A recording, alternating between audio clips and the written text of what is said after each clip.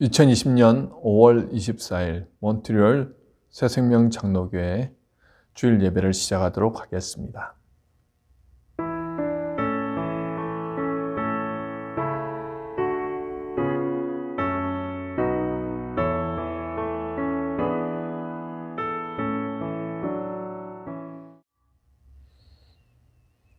너희 의인들아 여호와를 즐거워하라. 찬송은 정직한 자들이 마땅히 할 바로다. 수금으로 여호와께 감사하고 열줄 비파로 찬송할지어다. 새 노래로 그를 노래하며 즐거운 노래로 아름답게 연주할지어다. 아멘. 우리의 왕이 되시며 구원자 되신 하나님 아버지, 주님의 이름을 높이며 찬양합니다. 지난 한 주간도 불꽃 같은 눈으로 우리를 지켜주시고 오늘도 주님의 보호하신 가운데 각 가정에 모여 온라인으로 하나님 앞에 예배를 드릴 수 있도록 인도하여 주시니 참으로 감사합니다. 오늘도 우리가 드리는 이 찬양과 예배 가운데 임재하여 주셔서 주님 홀로 영광 받아 주옵소서. 감사드리오며 예수님의 거룩하신 이름으로 기도드리옵나이다. 아멘. 찬송가 40장 찬송으로 보답할 수 없는 함께 찬양하도록 하겠습니다.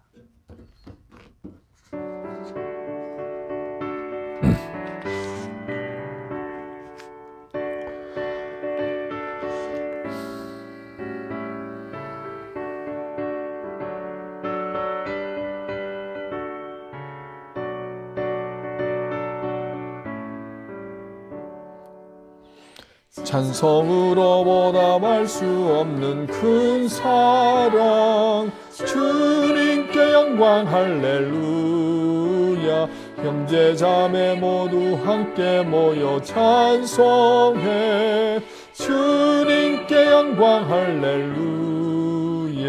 하나님의 자녀여 크게 찬송 부르며 밝고 거룩한 길로 기쁨으로 나아가 주의 보좌 앞으로 속히 들어가겠네. 주님께 영광 할렐루야.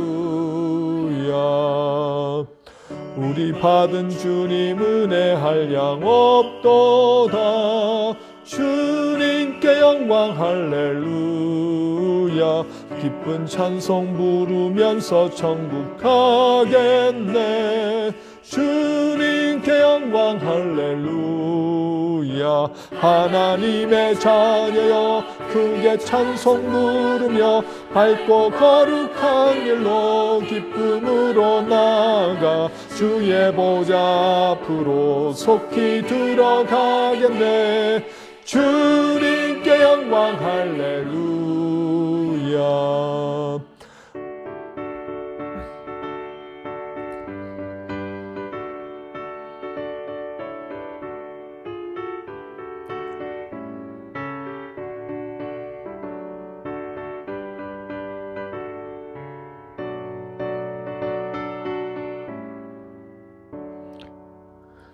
잠시 후에 우리 모두 주를 보겠네. 주님께 영광 할렐루야.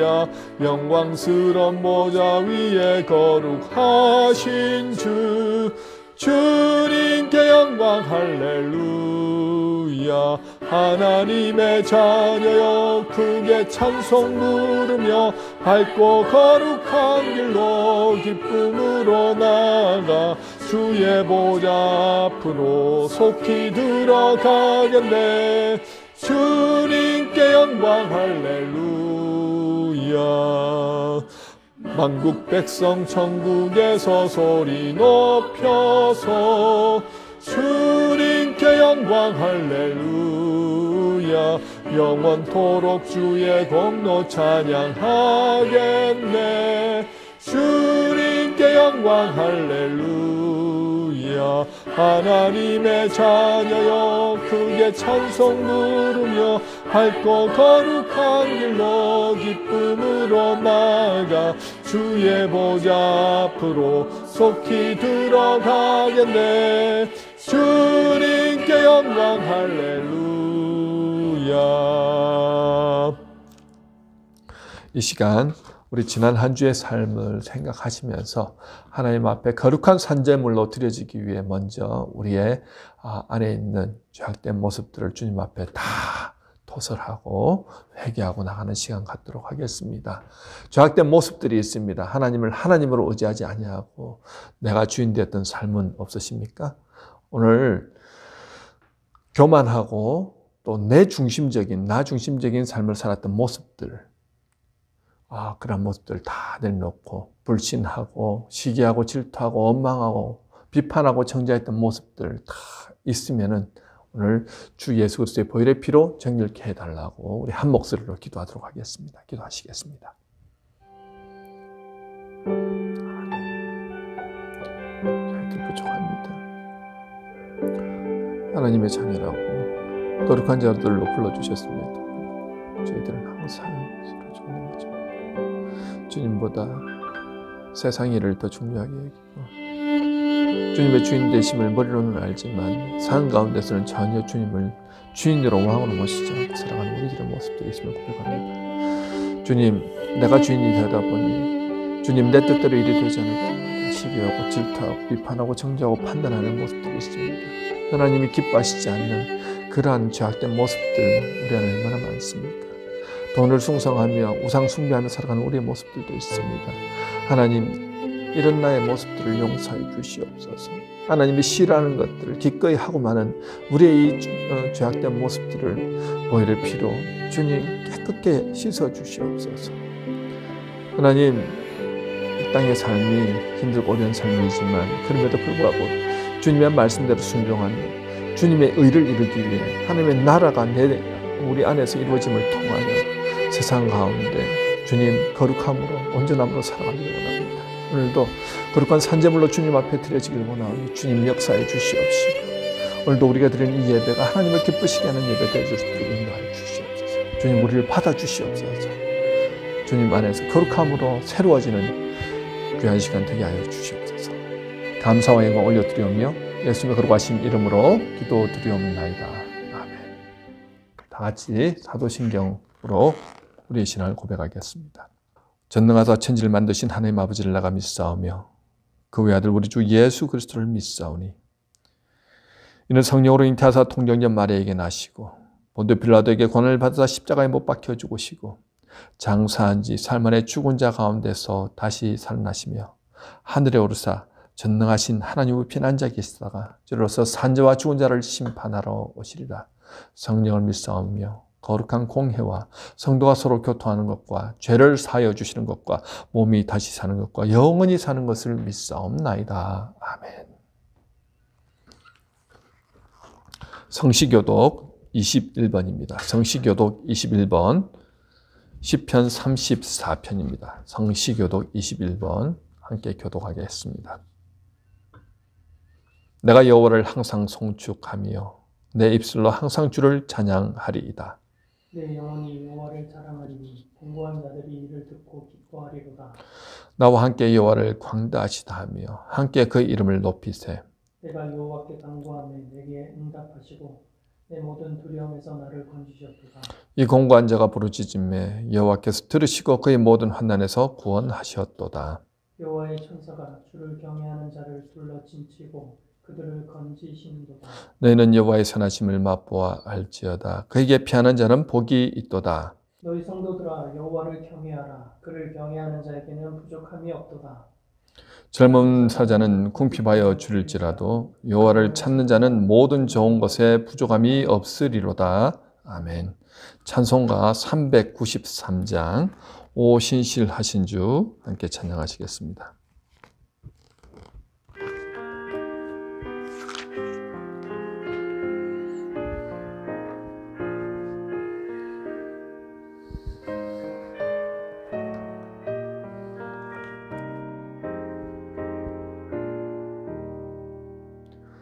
오 신실하신 주 내 아버지여 늘 함께 계시니 두려움 없네.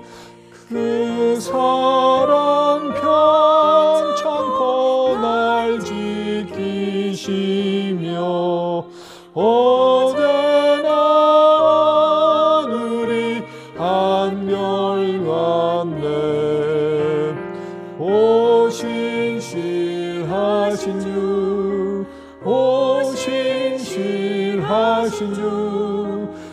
날마다 자비를 베푸시며 일용할 모든 것 내려주시니 신실하신 주 나의 구주 봄철과 또 여름 가을과 겨울 해와 달 별들도 다 주의 것 만물이 주 영광 드러내도다 신실한 주 사랑 나타내네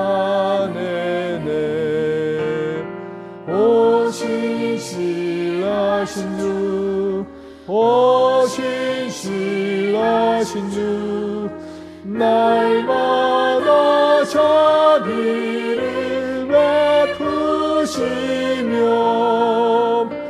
일용할 모든 것 내려주시니 오 신실하신 주 나의 구주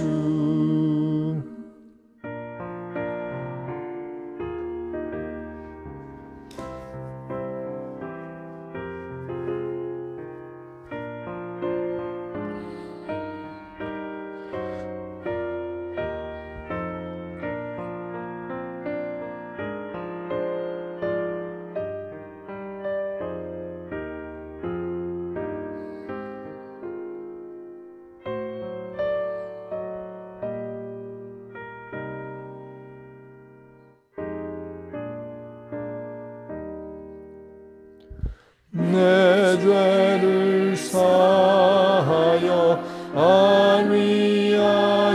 안위하시고 주 친히 오셔서 인도하네 오늘의 힘내고 내일의 소망 주만이 만복을 내리시네 오 신실하신 주 오 신실하신 주 날마다 자비를 베푸시며 일용할 모든 것 내려주시니 오 신실하신 주 나의 구주 이 시간은 저희들 대표해서 박장성 목사님 기도 인도해 주시겠습니다. 다 같이 기도하겠습니다. 하나님, 하나님의 귀한 은혜로 우리를 살리시고 죄에서부터 우리를 건지셔서 하나님의 자녀 삼아주심에 감사합니다. 하나님의 자녀 삼으셨던 그 감사함에 더욱 감사하며 일상생활을 하나님을 위해서 하나님이 우리에게 주신 그것으로 인해서 감사하며 살아갈 수 있는 자들이 우리가 될 수 있도록 하나님 인도하여 주시옵소서. 하나님 코로나로 인하여 어려워하고 힘들어하고 있는 모든 주님의 백성들을 기억하여 주셔서 하나님 안에서 참 평안과 기쁨이 다시 한번 살아날 수 있도록 말씀과 기도 가운데 영혼들이 살아날 수 있도록 하나님 인도하여 주시옵소서. 새생명 장로교회에 속한 모든 주님의 성도들 또한 하나님께서 함께 기억하여 주셔서 육신적인 것뿐만이 아니라 영혼이 더 건강하여져서 하나님을 바라보고 그 말씀 따라 살고 함께 기도하며 주님이 이루시고자 하는 꿈들을 이뤄내는 자들이 우리가 될 수 있도록 하나님 함께하여 주시옵소서. 비록 예배당에 함께 모이지는 못하지만 우리의 마음과 정성과 뜻을 다하여 하나님을 예배하며 우리의 삶과 우리의 말과 행동이 온전히 하나님으로부터 오는 은혜로 말미암아 넘치고 넘쳐날 수 있도록 하나님 함께하여 주시옵소서. 말씀을 듣습니다.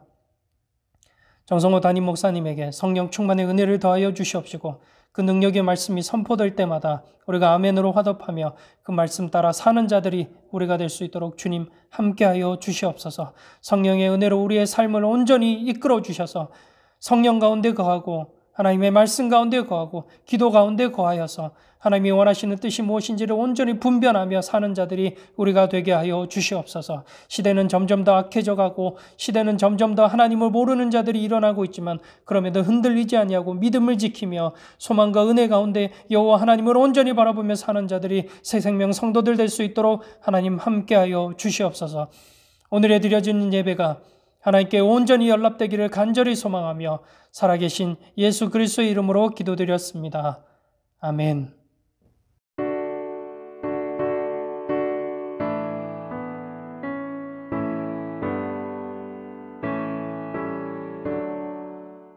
오늘 하나님의 말씀은 야고보서 1장 19절에서 21절입니다. 정기병 권사님 성경 봉독해 주시겠습니다. 내 사랑하는 형제들아, 너희가 알지니 사람마다 듣기는 속히 하고 말하기는 더디하며 성내기도 더디하라. 사람이 성내는 것이 하나님의 의를 이루지 못함이라. 그러므로 모든 더러운 것과 넘치는 악을 내버리고 너희 영혼을 능히 구원할 바 마음에 심어진 말씀을 온유함으로 받으라. 이 시간은 김유대 집사님 가정에서 특별 찬송 해 주시겠습니다.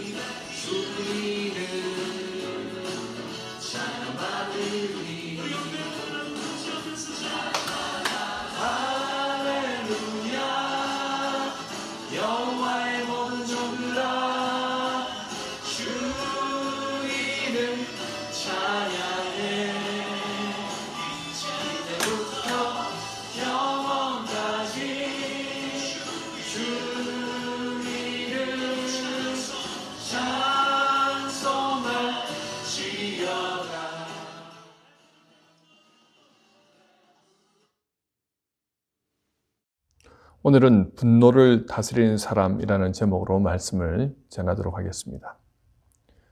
5월은 가정의 달입니다. 특히 5월 21일은 부부의 날입니다.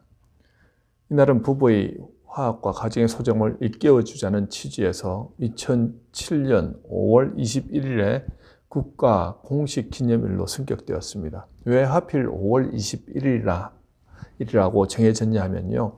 5월이 가정의 달이고 또 21일은 둘 하나를 의미하는데 둘이 결혼해서 하나의 부부로 성장하게 된다는 의미에서 5월 21일을 부부의 날로 정했다고 합니다. 이렇게 좋은 날이 있음에도 불구하고 부부의 관계가 더 좋아졌다, 또 행복한 가정을 이루며 살아간다는 소식보다는 부부의 갈등이 더 심해지고 심지어는 가정이 깨어지고 또 이혼율이 더 늘어나고 있다는 소식을 더 많이 듣게 되는 것 같습니다.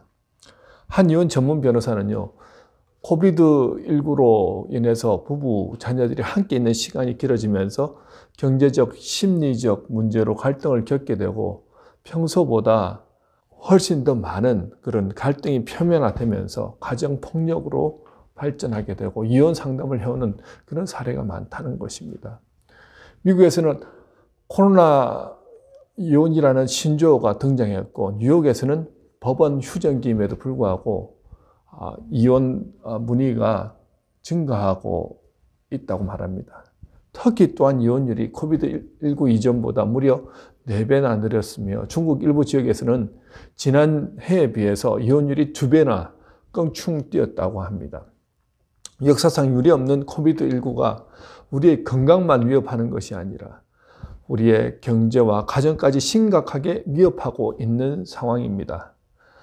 그런데 행복해야 할 가정에서 왜 이런 갈등이 생기고 서로에게 깊은 상처를 주고 가정이 깨어지는 그런 위험에까지 내몰리게 될까요? 어느 누구도 가정이 깨어지기를 원하는 사람은 없을 것입니다. 가정 안에서 서로 상처를 주거나 폭력을 행하기를 원하는 사람 한 사람도 없겠지요.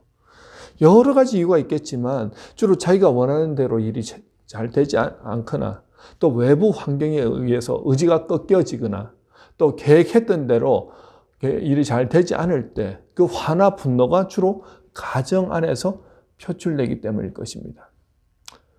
사실 언어와 문화가 다른 이민의 땅에서 살아간다는 것은 무척이나 힘듭니다. 남편은 남편대로, 아내는 아내대로, 자식들은 자식대로 생존 전쟁을 치릅니다. 이곳 캐나다는 인권이나 인종차별에 대해서는 무척 엄격하게 법을 집행합니다. 하지만 눈에 보이지 않는 차별도 있고 언어나 문화를 잘 이해하지 못해서 겪는 그런 스트레스들도 있더라는 거죠. 모두가 좀 더 행복한 삶을 위해서 이곳 캐나다까지 왔는데 이곳에서 직장 생활이든 조그만 사업체를 하든 학교를 다니든 생존하기 위해 감당해야 하는 어려움은 생각보다 많더라는 거죠. 그러다 보니 우리 속에는 억울하지만 참고 말 못해서 참고 이런저런 이유로 참고 넘어갈 때가 많습니다. 때때로 남편이 아내를 폭행해서 경찰서에 잡혀가거나 자식을 때려서 한밤중에 경찰이 오기도 하는 일이 발생하는데요. 왜 그럴까요? 참고 참았던 그 화가 집에서 폭발하기 때문입니다. 우리 한국 문화는요, 20, 30년 전까지만 해도 한국에서 아버지의 권위는 대단했습니다. 특별히 아이들을 체벌하는 것이 문제가 되지 않던 곳이었죠. 그런데 캐나다에 와서 아이들이 머리 컸다고 말을 듣지 않을 때 아버지의 권위에 심각한 도전을 받습니다. 그렇게 분노가 폭발하면 자식들에게 아주 심각한 상처를 남기게 되고 부모 자식 관계가 힘들어지는 것을 볼 수 있습니다.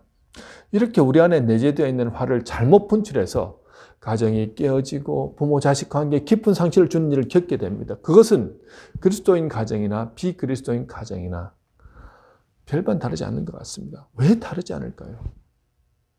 머리로는 사랑하고 참고 견디고 용서하는 것을 알긴 알겠는데 그래서 그렇게 참다 보니 제대로 분출되지 않은 화가 어느 순간 내 안에서 폭발하더라는 겁니다.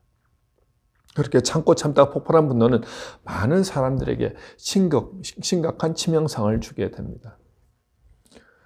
10번 중에 9번 잘하다가 한 번 분노를 폭발하면 이때까지 잘 참아왔던 9번은 아무 소용이 없어지는 경우를 많이 보게 됩니다. 예전에 어떤 집사님이 저에게 그런 말씀을 하시는 겁니다. 목사님, 저는 화가 폭발하지만 뒤끝은 하나도 없습니다. 모두 금방 풀어버립니다. 그런데 사람들은 그런 일이 있고 나면 저를 멀리합니다. 그래서 제가 그런 말씀을 드렸습니다. 집사님, 잘 알겠습니다. 그런데 총도 이와 같습니다. 한 방만 쏘면 다 끝나고 뒤끝이 없습니다. 그러나 그 한 방의 결과는 참혹합니다. 다 박살나죠. 좋았던 관계도 다 깨어집니다. 아무리 좋은 옳은 말이고 꼭 해주고 싶은 말도 화가 난 상태로 아니면 참고 참다가 분노한 상태로 하게 되면 모든 관계는 다 깨어지더라는 거예요.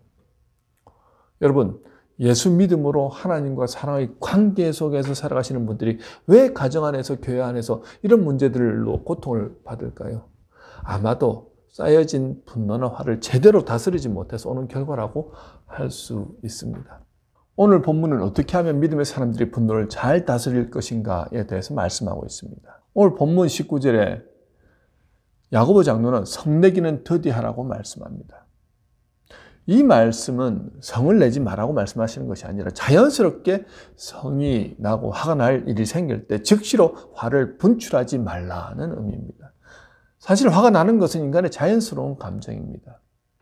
마치 기쁨과 즐거움과 그리고 슬픔과 노여움이 자연스러운 것처럼 우리가 화가 나는 그 감정, 노여움도 자연스러운 감정이라는 거죠. 근데 기쁘거나 즐거울 때 기뻐하지 말고 즐거워하지 말라고 한다면 얼마나 상망하겠습니까?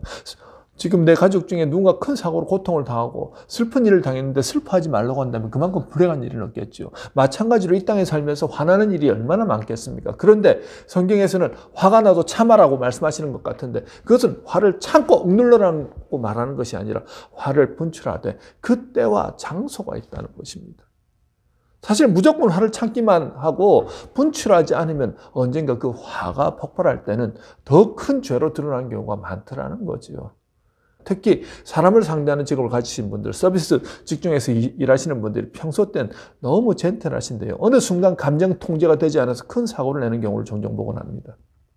특히 운전하다 다른 차가 갑자기 끼어들면 견딜 수 없는 분노를 표출하지요. 심지어는 끝까지 쫓아가서 심각한 폭행을 행사하기도 합니다. 알고 보면요, 뽀젓한 직장에 있고 아주 젠틀한 분들인데 그런 행동을 하더라는 거죠. 왜 그런 행동을 했는가? 자기도 모르는 사이에 누군가 내가 법을 지키면서 잘 가고 있는데 갑자기 끼어들어서 내 앞길을 막을 때 자존심이 무척이나 상하면서 자기를 무시한다고 생각한다는 겁니다. 그러면서 내 안에 쌓였던 그 부당함과 불평등, 이때까지 쌓였던 것이 한순간에 폭발하더라는 거죠. 그렇게 일을 치르고 나면 대부분 내가 왜 그랬지 하면서 큰 후회를 한다는 겁니다. 창세기 4장에 보면요, 가인과 아벨 이야기가 나옵니다. 자기의 재산은 받지 않으시고 동생 아벨의 재산만 받으셨다고 분노로 안색에 변했던 가인은 결국 참지 못하고 어떻게 합니까? 그 분을 동생에게 퍼부어서 동생 아벨을 돌로 쳐 죽입니다. 하나님이 아벨의 재산만 받으신다는 생각으로 가득 차니까 동생 때문에 내 재산은 안 받으신다. 동생만 없어지면 하나님 내 재산을 받으시겠지라는 생각을 합니다. 그런데 하나님은 가인과 그의 재물을 받으시지 않으셨는데 그 이유가 뭐냐면요, 땅의 소산으로 제사를 드렸기 때문이 아니라 7절에 잘 나타나죠. 네가 선을 행하면 어찌 낯을 들지 못하겠느냐. 선을 행하지 아니하면 죄가 문에 엎드려 있느니라. 죄가 너를 원하나 너는 죄를 다스릴지니라고 말씀합니다. 그의 평소 삶이 하나님이 받으시기에 합당한 삶이 아니었다는 것을 잘 알 수 있습니다. 하나님이 직접 그에게 말씀해 주셨음에도 그는 전혀 하나님의 말씀을 듣지 않았습니다. 여러분, 화가 날 때 왜 화가 나는지 그 이유를 잠시 참고 생각해 보면 비극을 막을 수 있습니다. 문제가 자신에게 있는데 화가 나면 대부분 사람들은 나는 잘못이 없고 상대방에게 잘못이 있다고 생각합니다. 중요한 것은 그 분노가 내 마음속에 뿌리를 내리면 걷잡을 수 없이 내 마음을 지옥으로 만들어 버리더라는 것입니다. 내 마음이 어떤 일로 분노하기 시작하면요, 욕하거나 저주하고 비난하기도 하고요. 심지어 마음속에서는 이미 나를 힘들게 한 그 사람을 살인까지 하더라는 거죠. 마음속에서. 이 분노가 단순히 나 한 사람만 피해를 주는 것이 아니라 나와 관련된 가족, 직장, 교회, 사회 전체에 영향을 줄 수 있기 때문에 성내는 것, 즉 분노는 잘 다스려야 한다는 것입니다. 근데 대부분의 크리스찬들은요, 무의식 속에서 화를 내어서는 안 된다고 배워서 그런지 화를 억누르더라는 겁니다. 참여하는 것은 많은 크리스찬들도 우울증이나 공황장애로 고통을 당하고 있다는 것입니다. 왜 그럴까요? 화날 일이 생기는데 화를 내어서는 안 되고 참자 하면서 억누르다 보니까 내 속에서 골병이 드는 겁니다. 특히 요새는요, 명절 증후군이라고 해서 명절 후에 시집에서 받은 극심한 스트레스로 인해서 며느리들이 정신적 고통을 당하기도 하죠. 그래서 정신과에 가서 그렇게 치료를 받기도 합니다. 존 파웰이라는 사람은요, 내가 나의 감정을 억누를 때는 나의 위장이 점수를 매긴다라고 말합니다. 억압된 분노는 위상가다를 촉발해서 소화가 안 되게 하거나 위궤양으로 나타나기도 하며 편두통, 알레르기, 근육통, 심장병, 당뇨병, 암의 원인이 되기도 합니다. 또 크리스찬 닥터인 맥밀런 박사는 만병의 근원 우울증이라는 책에서 누군가를 미워하는 순간 나는 그의 노예가 된다. 생각이 온통 그에게 사로잡혀 있기 때문에 하는 일도 더 이상 재미가 없어진다. 적개심 때문에 스트레스 호르몬 과다 분비가 되어 2-3시간만 일해도 녹초가 된다. 전에는 즐겁게 하던 일들이 이제는 따분하게 느껴질 뿐이다. 휴가도 더 이상 즐거움을 주지 못한다라고 말합니다. 이처럼 분노를 터뜨리는 순간 다른 사람과의 관계에 문제가 생기고 분노를 억압하면 내 건강에 문제가 생긴다는 겁니다. 이 분노는 지금 내가 어떤 상태인가를 잘 보여주는 신호입니다. 여러분이 운전을 할 때나 아니면 집에서 가족 구성원들에게 버럭버럭 분노를 표하고 계십니까? 그리고 분명히 분노할 일인데 아니면 꾹꾹 참고 계시지는 않으십니까? 분노를 표하는 것도 분노를 억누르는 것도 문제라고 한다면 어떻게 해야 할까요? 오늘 본문에서 어떤 일이 발생했을 때 당연히 성낼 만한 일인데 그 순간 잠시만 시간을 가지라는 겁니다. 성내기를 더디하라. 즉 당장 버럭하고 화내기보다 잠시만 시간을 가지라는 것입니다. 잠언 14장 29절에도 그런 말씀을 하지요. 노하기를 더디하는 자는 크게 명철하여도 마음이 조그만 자는 어리석음을 나타내느니라. 화가 나는 상황임에도 노를 더디하는 사람이 명철한 사람, 지혜로운 사람이라는 것입니다. 레리 크랩의 분노라는 책이 보면요, 어떤 부부의 이야기가 납니다. 남편 프레드는 종일토일하고 파김치가 되어서 집에 돌아왔습니다. 모든 남편의 로망이 무엇일까요? 열심히 일하고 집에 돌아왔을 때 아내의 다정한 인사와 따뜻한 포옹 그리고 정성껏 준비된 그 저녁 식사일 것입니다. 그런데 아내 조연은 남편이 늦어도 7시에 들어온다고 해놓고 8시에 들어왔다는 이유로 그에게 짜증을 내며 잔소리를 합니다.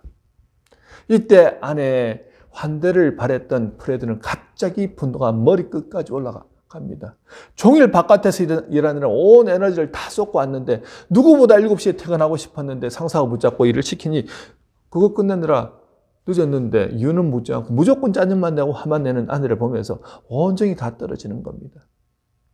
이때 프레드가 할 수 있는 반응이 4가지가 있습니다. 첫 번째, 자신의 분노를 똑같이 표현하는 거예요. 두 번째는 늦게 들어온 이유를 조곤조곤 설명한다. 세 번째는 아내의 말을 무시하고 저녁을 먹기 위해서 손을 씻는다. 네 번째는 사과와 따뜻한 포옹으로 아내를 달래준다. 여러분 같으면 어떻게 하시겠습니까? 이미 프레드의 마음도 상할 대로 상했습니다.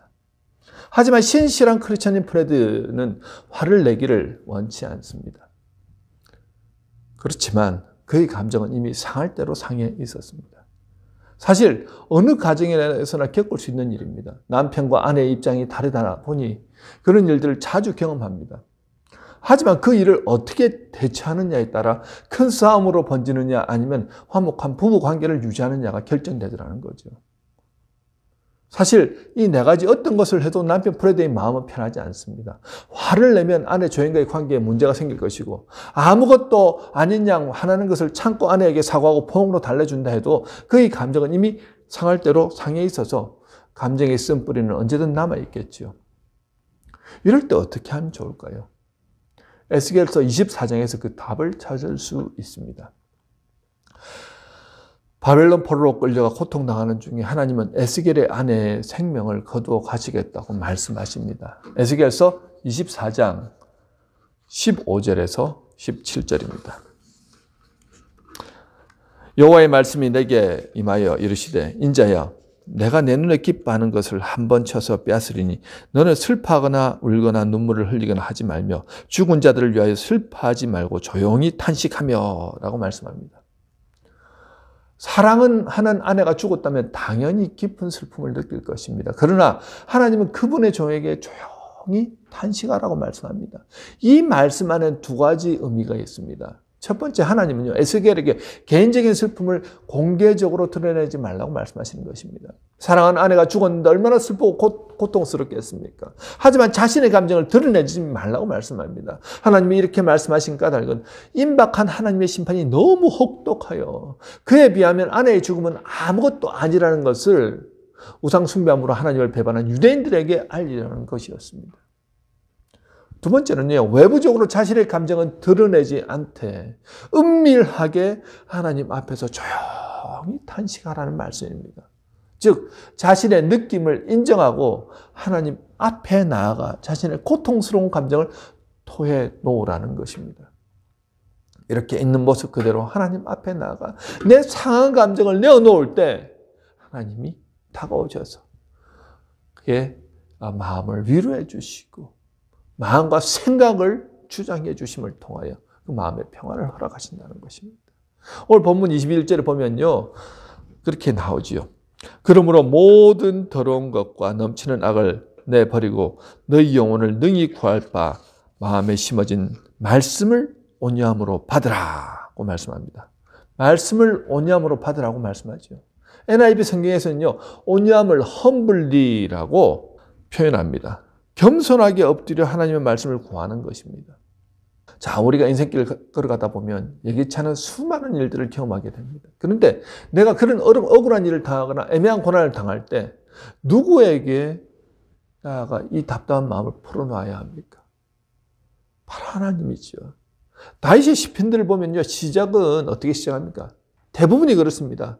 고통과 탄식으로 시작합니다. 자기를 괴롭히는 적들을 물리쳐달라고, 너무너무 고통스럽다고, 힘들어서 죽을 것 같다고 고백합니다. 자신의 감정을 낱낱이 하나님께 다 아뢰입니다. 그런데요, 그의 시편은 고통과 탄식으로 시작하지만 끝은 항상 감사와 찬양으로 끝납니다. 왜 그럴까요? 그가 하나님 앞에 나아가 그의 감정을 낱낱이 고백할 때 하나님의 위로와 은혜와 평강이 그의 삶에서 흘러넘치더라는 겁니다. 참 미안한 것은요, 하나님 앞에 나아갈 땐 고통과 절망 가운데 나갔는데 하나님으로부터 나올 땐 기쁨과 감사와 평안으로 충만하여서 나오더라는 것입니다. 대부분의 시편이, 다윗의 시편이 그렇더라는 거죠. 왜 그럴까요? 그는 그의 답답함, 억울함을 하나님께만 구하더라는 거예요. 사람들을 의지하지 않더라는 것입니다. 여러분, 다윗이 사울을 피해 10수년간 도망자로 살면서도 그 입술에 하나님을 찬양하고 기쁨이 넘쳐났던 이유가 바로 그것입니다. 하나님 앞에 항상 나가서 하나님의 음성을 들을 때까지, 평안이 임할 때까지, 하나님의 말씀이 들릴 때까지 계속해서 기도했다는 것입니다. 그분의 말씀에 귀 기울였습니다. 그분의 말씀이 들렸을 때 그의 영과 혼이 살아나더라는 거예요. 저와 여러분도 마찬가지입니다. 어느 누구도 우리의 감정을 이해해 줄 사람은 없습니다. 남편이, 아내가 여러분 이해해 주던가요? 친구들은 어떻습니까? 어느 정도까지는 이해해 줍니다. 그런데요, 왜 그렇게 사랑해서 결혼했던 남편과 아내가 대화가 안 된다는 거예요. 말이 안 통한다는 겁니다. 이해해 줄 만한데도 서로 이해하지 못하더라는 거예요. 세상 그 어느 누구도 나를 온전히 이해할 사람은 없는 것 같습니다. 오직 하나님 앞에 나아가 우리 마음을 쏟아놓을 때 하나님으로부터 임하는 그 놀라운 평화, 은혜와 위로가 있더라는 것입니다. 그 하나님의 위로가 우리 마음과 생각을 적실 때 놀라운 일은요, 우리의 영과 혼이 살아나더라는 것입니다. 다시 힘을 얻더라는 거예요. 여러분, 저와 여러분은 새로운 피조물로서 이 땅을 살아가고 있습니다. 고린도후서 5장 17절에 뭐라고 말합니까? 그런즉 누구든지 그리스도 안에 있으면 새로운 피조물이라. 이전 것은 지나갔으니 보라 새 것이 되었도다 라고 말합니다.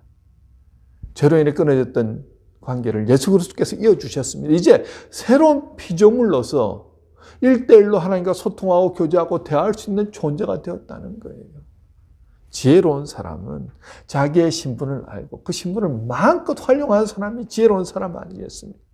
자기가 왕자의 신분, 공주의 신분임에도 불구하고 여전히 왕이신 하나님 앞에 나갔던 사람은 하나님을 만날 수 없어하고 왕궁 근처에도 가지 못하는 사람이라고 한다면 얼마나 불행한 사람이겠습니까?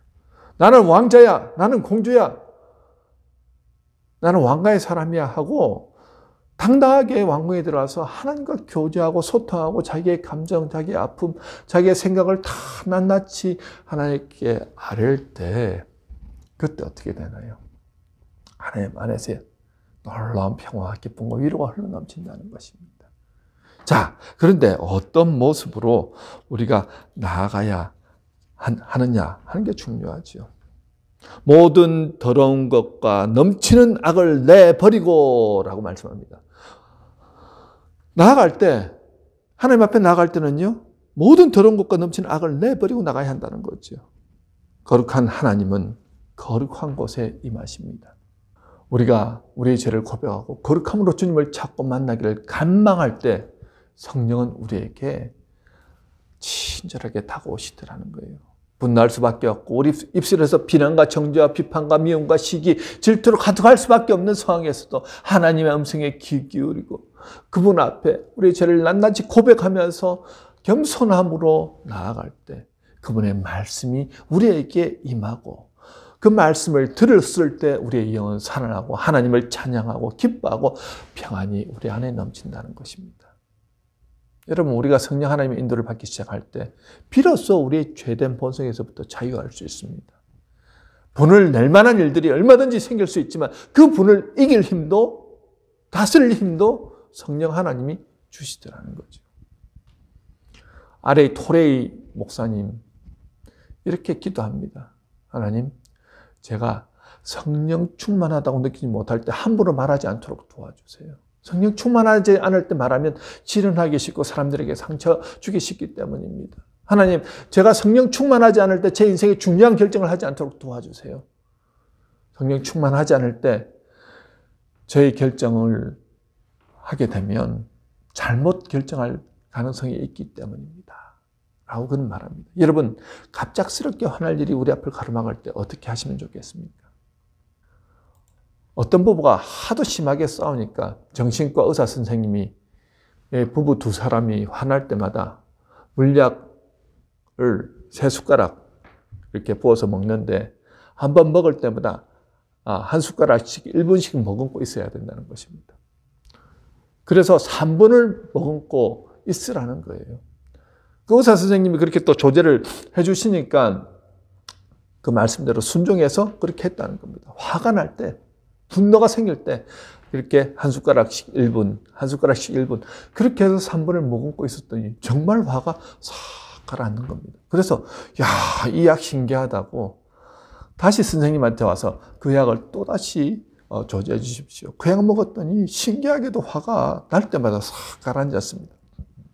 그런데 의사 선생님이 이렇게 얘기를 하는 겁니다. 이 약은 단순히 설탕물입니다. 화가 날 때 잠시 시간을 가지고 3분의 시간을 화를 말하지 않고 멈추고 있기만 해도 정말 내 화가 가라앉고 부부싸움을 줄일 수 있습니다. 라고 말했다는 겁니다.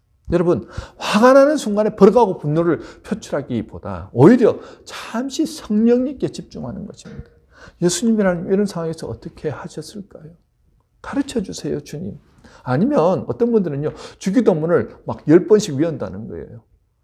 아니면 어떤 분들은요, 마음속으로 크게 화가 날 때마다 주여 하고 그렇게 몇 번씩이나 큰 소리로 마음속으로 외친다는 것입니다. 놀랍게도 버럭하는 마음이 사라지더라는 거예요. 본문 19절에서 뭐라고 말합니까? 듣기는 속히하고 못 듣기를 속히하라는 겁니까? 화날 때 성령의 음성 하나님의 말씀 듣기는 속히 하라는 말씀입니다. 그리고 말하기와 성내기는 더디하라는 겁니다. 되도록 내가 하고 싶은 말은 침묵하십시오. 화가 날 것 같다. 그럴 땐 잠시 차를 피하는 것도 한 가지 방법입니다. 제가 아는 어떤 집사님은요, 아들이 성적표를 받아왔을 때 성적에 기대에 못 미치면 하나님께 물어보라는 그런 목사님의 말씀을 기억했습니다. 그래서 성적표를 보니 아니나 다를까 화가 머리끝까지 올라옵니다. 그때 주님, 이 성적 괜찮으세요? 주님이 괜찮으시다면 저도 괜찮아요. 단순히 그렇게 주님께 물어보았는데 아이가 들고 온 성적표를 보자마자 갑자기 그 화가 싹 가라앉더라는 거예요. 참 신기하다 생각을 했습니다. 그래서 아이에게 아무 말 하지 않고 돌려보냈습니다. 그 다음날 아이가 성적표를 막 흔들면서 엄마 빨리 성적표에 사인해 주세요. 학교 선생님한테 가져가야 돼요 하면서 웃으면서 당나귀에 탁 내밀었을 때 이 엄마가 갑자기 분노를 발하기 시작합니다. 아니, 이것도 성적이라고. 나한테 가져와서 성적표 사인해달라고 해. 내가 평소에 그렇게 열심히 공부하라고 했는데 너 뭐 했니? 하면서 그 아침에 얼마나 분노를 표했는지요. 그러면서 와가지고 목사님, 제가 왜 그랬을까요? 제가 왜 그랬을까요? 하면서 후회하는 모습을 보이시더라는 거죠. 당장은 분노가 해결된 것 같지만 그 마음속에는 여전히 그 앙금이 남아 있었던 것입니다. 여러분, 그래서 우리가 필요한 게 쉬지 말고 기도하라는 말. 그 말씀 참 중요한 것 같습니다. 이 말씀은요, 항상 깨어서 쉬지 말고 하나님께 물어보라는 말씀입니다. 주님께 우리의 시선이 머물러 있고 주님의 생각에 우리의 마음을 집중할 때 분노의 감정은 사라집니다. 빌립보서 4장 6절 7절 아무것도 염려하지 말고 오직 모든 일에 기도와 간구로 너희 구할 것을 감사함으로 하나님께 하리라. 그리하면 모든 지각에 뛰어난 하나님의 평강이 너희 마음과 생각을 지키시리라 고 말씀하시죠. 내가 겪는 모든 일, 화나는 모든 일, 분나는 바로 그 순간에 주님께 기도와 간구로 물어보라는 것입니다. 여러분, 왜 이게 중요하냐면요, 이런 습관이 계속해서 갖춰져 있을 때 내가 어떤 상황 가운데서 사탄이 우리를 유혹하고 넘어뜨리려고 미혹할 때마다 어떻게 해요? 우리는 영적인 안테나를 세우고 그리고 내 시선을 주님께 두면서 그 모든 상황을 어떻게 해요? 하나님의 방법으로 이겨나가더라는 것입니다. 내 방법이나 내 생각이 중요한 게 아니고 그 모든 상황 가운데서 이 상황을 영적인 눈을 뜨고 바라보는 거예요. 나는 하나님의 음성만 듣겠습니다. 그래서 그 연습을 하는 거예요. 매일매일 주님의 생각은 어떠십니까? 주님, 이때 내가 어떻게 하면 좋겠습니까? 주님은 괜찮으십니까? 왜 저 사람이 저렇게 반응하죠? 하나님, 제게 가르쳐 주세요. 당장은 마음 가운데 잘 모르겠지만 계속해서 주님께 집중하면서 시선을 주님께 두면서 나가다 보니까요, 내 마음이 어떻게 해요? 항상 주님의 동행하심으로 인하여서 평안을 누리고 또 실망하거나 표출되지 않은 분노 때문에 내가 화가 쌓이거나 그렇게 되지 않더라는 거예요. 주님 안에서 자연스럽게 그 화가 어떻게 해요? 녹아내리더라는 것입니다. 하나님 평안을 허락하시더라는 거죠. 여러분, 가끔씩 자동차를 타고 가다가 갑자기 다른 차가 끼어들 때 어떻게 하면 좋을까요, 여러분? 저는요, 막 차가 이렇게 갑자기 끼어들 때 깜짝 놀랍니다. 그때, 에이씨! 막 이런 말이 막 나오는 거예요. 저도 모르는 사이에 나오는 말이죠. 그때 우리 아내가 그런 말을 합니다. 목사님, 어떻게 목사님이 에이씨란 말을 합니까? 그러면 어떻게 하느냐고. 나도 모르게 나왔는데. 그때 아내가 이렇게 얘기를 합니다. 저 사람도 뭔가 바쁜 일이 있어서 그렇게 했죠. 목사님, 시간을 두고 양보하시면서 가세요. 여유있게 운전하세요. 참 지혜로운 말인 것 같습니다. 저 운전자도 뭔가 사정이 있겠지요. 그 사람의 입장에서 생각하니까요, 화가 덜 나더라는 거예요. 우리 가정에서 부부 사이에도 오늘 배우자가 뭔가 다르게 반응하십니까? 화날 수밖에 없는 상황일 때 상대방의 말을 끝까지 경청해 주십시오. 듣고 변명하거나 해명할 필요도 없습니다. 그냥 기도하는 마음으로 들으만 주셔도 이미 반은 풀리더라는 거예요. 중요한 것은 내가 그 순간 성령님께 집중하고 있으면 그 상황 가운데서도 성령님은 우리에게 가르쳐 주십니다. 우리가 어떻게 말하고 행동해야 할지를 가르쳐 주시더라는 거예요. 요한복음 14장 26절은 뭐라고 말씀하십니까? 보혜사 곧 아버지께서 내 이름으로 보내실 성령 그가 너희에게 모든 것을 가르치고 내가 너희에게 말한 모든 것을 생각나게 하리라. 오늘 하나님의 자녀로서 그리스도의 대사로서 하나님의 거룩한 성전으로서 하나님의 나라와 그 의를 이루기 위해 우리는 이 땅에 부름을 받았습니다. 본문 20절에서 사람이 성내는 것이 하나님의 의를 이루지 못한다고 말씀합니다. 아무리 앞번 잘해도 한 번 성냄을 통해서 공든탑이 와르르 무너질 수 있습니다. 아무리 덕을 쌓아도 한 번 성냄을 통해서 관계는 깨어질 수 있습니다. 화 잘 내고 분노 쉽게 발하는 사람 옆에 아무도 가고 싶어 하지 않습니다. 예수님의 사람들은요, 예수님의 성품을 닮아서 온유합니다. 하나님을 사랑하기에 그 사랑이 주위 사람들에게 흘러넘칩니다. 지금 이 시대는 세상 곳곳에 분날 일들로 가득 차 있습니다.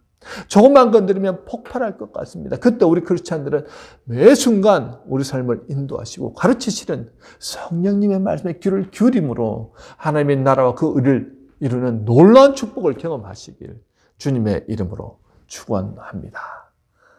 다 같이 기도하겠습니다. 하나님 아버지, 코비드19로 인해 점점 인심은 각박해지고 경제적으로 큰 어려움을 겪으면서 힘든 시간을 보내고 있습니다.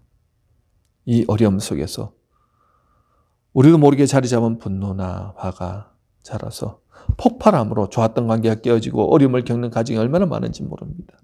이 어려운 가운데서도 세상의 방법을 찾아 방랑하지 않게 하옵시고 오로지 우리 주님 의지하고 바라보며 주님 말씀하신 대로 순종하는 저희들 되게 하여 주옵소서. 내 힘으로 이겨나가는 것이 아니라 하나님 말씀 의지에 순종함으로 이겨나가도록 인도하여 주시옵소서. 화가 날 때 계속 우리 주님께 물어보고 주님의 말씀 들음으로 관계 안에서 화평을 이루도록 인도하여 주옵소서. 감사와 영광 올려드리오며 예수님의 거룩하신 이름으로 기도드리옵나이다. 아멘. 다 함께 찬송가 365장 마음속에 근심 있는 사람 찬양하도록 하겠습니다.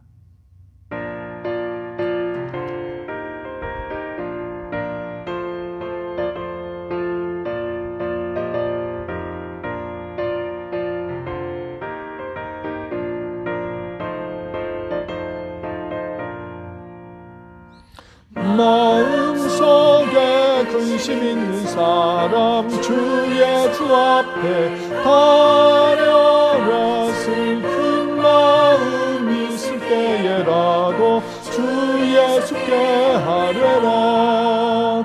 주 예수 앞에 하려라. 주리의 친구니 무엇이나 근심하지 말고 주 예수께 하려라. 눈물 나며 깊은 한숨 쉴 때 주 예수 앞에 하려라.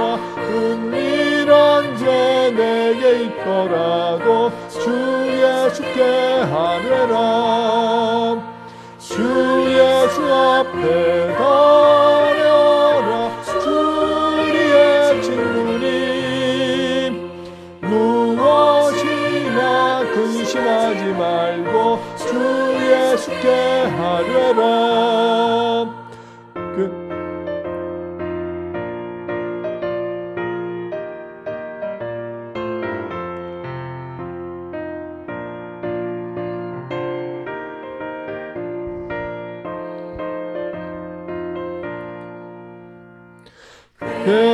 괴로움과 두려움 있을 때 주 예수 앞에 하려라. 내일을 염려하지 말고 주 예수께 하려라. 주 예수 앞에 하려라. 주리의 친구니 무엇이나 근심하지 말고 주 예수께 하려라. 죽음 앞에 겁을 내는 자여 주 예수 앞에 하려라. 하늘나라 바라보는 자여 주 예수께 하려라. 주 예수 앞에 하려라. 주리의 친구니 무엇이나 근심하지 말고 주 예수께 하려라. 다 같이 헌금을 위해서 기도하도록 하겠습니다. 오늘도 살아서 역사하시는 하나님 아버지 참으로 감사합니다. 세상은 코로나 바이러스로 인해서 모든 것이 정지된 듯한 그러한 가운데 우리는 살아가고 있습니다. 많은 사람들이 코로나 바이러스로 인해서 영향을 받고 또 고통당하고 어떤 사람들은 생명을 잃는 가운데서도 하나님 여전히 우리를 지켜주시고 인도하시고 보호하여 주심에 참으로 감사드립니다. 하나님 코로나 바이러스를 위해서 수고하는 많은 사람들이 있습니다. 그 일에 일선에서 수고하시는 우리 방역 책임자들과 또 간호사와 의사 선생님들을 비롯한 많은 사람들의 헌신을 주님께서 기억하여 주시옵소서.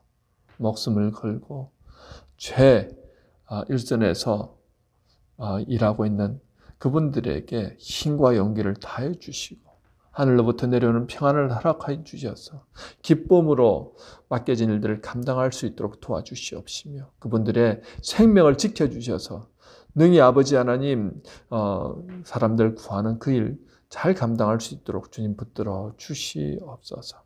하나님 지난 한 주간도 주님의 살아계심과 주님이 함께 하심과 우리에게 은혜 주시는 하나님 감사하여서 빈손으로 나오지 않고 우리의 마음과 뜻과 정성을 다하여서 주님 앞에 이 예물을 드리오니 주님 이 예물을 받아 주시옵소서. 이 예물이 쓰이는 곳곳마다 하나님의 영광이 임하게 하시고 하나님 나라가 확장되게 하시고 복음이 전파되어지는 놀라운 일들이 일어날 수 있도록 인도하여 주시옵소서.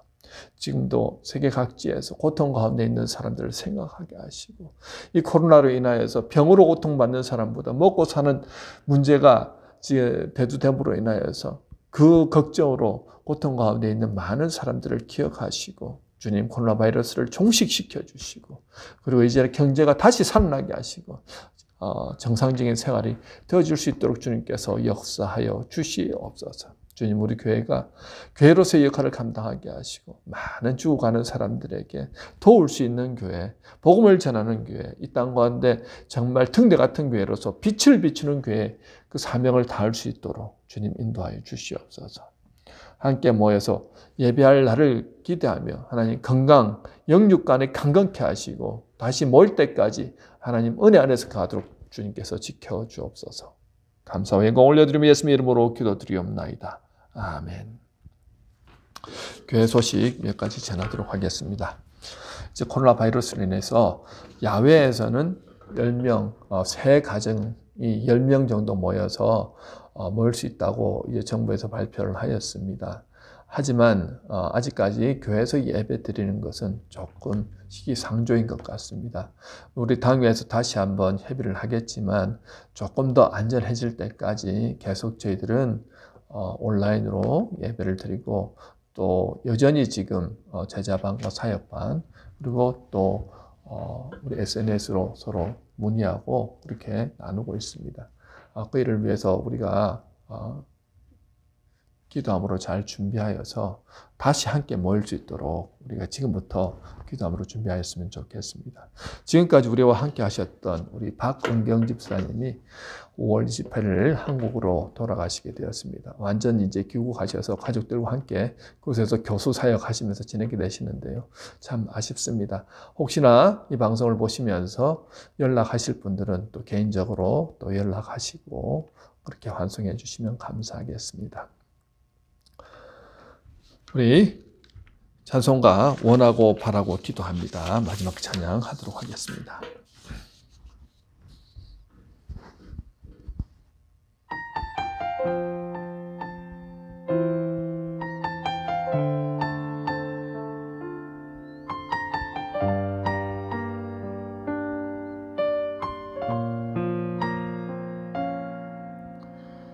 이 세상을 살아가는 동안에 나의 힘을 의지할 수 없으니 기도하고 낙심하지 말 것은 주께서 참 소망이 되심이라.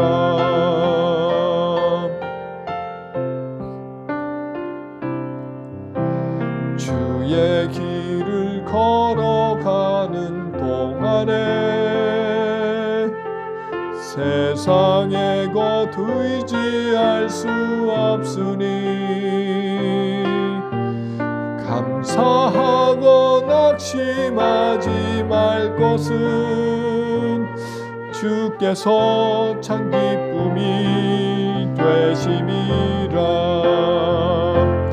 하나님의 꿈이 나의 비전이 되고 예수님의 성품이 나의 인격이 되고 성령님의 권능이 나의 능력이 되길 원하고 바라고 기도합니다.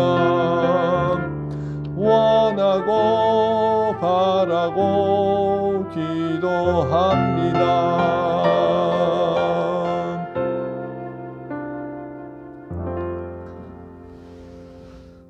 지금 우리 주 예수 그리스도의 은혜와 하나님 아버지의 무한하신 사랑하심과 성령님의 감동 감화 교통하심이 힘들고 어려운 세상 가운데 화가 나고 분노를 표출할 수밖에 없는 이 상황 가운데서 성내는 것을 더디하며 오직 그 순간에도 주님을 바라보고 주님의 음성을 들으며 주님이 말씀하시는 대로 순종하며 따라가겠다 결단하시며 나가시는 성도님들 머리 위에 지금으로부터 영원까지 함께 하시기를 간절히 축원하옵나이다. 아멘.